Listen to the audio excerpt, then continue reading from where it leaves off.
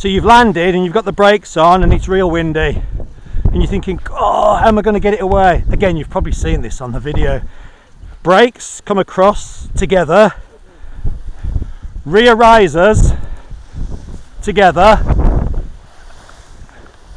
then walk to the wing, take the power out, forget the brakes, it doesn't matter, come across it all quickly and rose it to the side.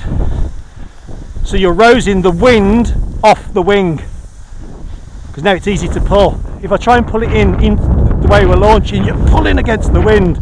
This way, look, I come back to the Cobra position, the way we rig.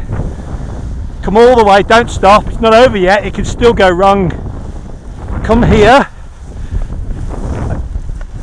leading edge, that much, not too much, otherwise the trailing edge will appear. Just that will go nowhere. Now we can put the brakes back. Make sure they're not twisted. Look at the wind. So now we can take our time. Make sure you do this, because you'll be in a mess when you come back to fly. Pull them through. Otherwise it all looks confusing when you come back. Always put it right before you come back. And now you can just